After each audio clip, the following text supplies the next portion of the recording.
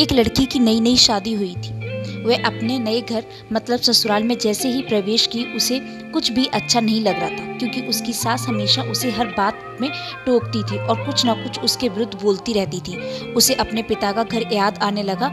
हर पिता के समान उसका पिता भी उससे बहुत प्रेम करता था। बचपन से जवानी तक पिता ने अपनी बेटी की सारी जरूरतों को पूरा किया और बहुत लाडों से अपनी बेटी को पाला था।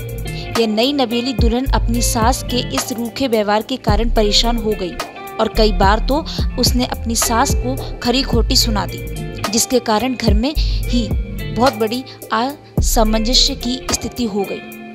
वह अपने पिता के घर लौट आई और रो रो कर पिता से कहने लगी, पिताजी मैं अब उस घर में नहीं जाऊंगी, यहीं आपके पास रहूंगी। यदि आप मना करेंगे तो मैं आत्महत्या कर लूंगी। पिता समझदार थे।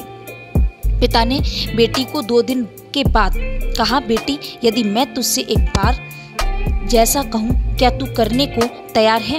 यदि तू उसके बाद भी कहेगी कि तू इस घर में मेरे साथ रहना चाहती है तो कोई बात नहीं। बेटी ने पिता से कहा, कहिए लेकिन याद रखना यह अंतिम बार होगा कि मैं उस घर में जाऊंगी।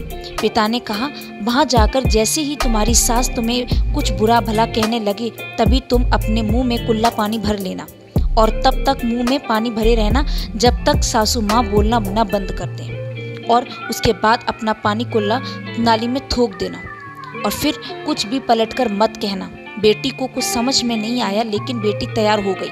बेटी ने ससुराल जाकर ऐसा ही किया। जब भी सासू माँ कुछ कहना शुरू करती तुरंत वह मुंह में पानी भर लेती और बहुत देर तक भरे रहती। धीरे धीरे कुछ ही दिन में सासू माँ का व्यवहार इस बहू के प्रति नर्म हो गया। वो सोचने लगी, कितनी अच्छी बहू है, पलटकर कोई जवाब नहीं देती और गुस्सा भी नहीं होती। अब तो वह उस बहू को बेटी कहने लगी और उसकी तारीफ करने लगी।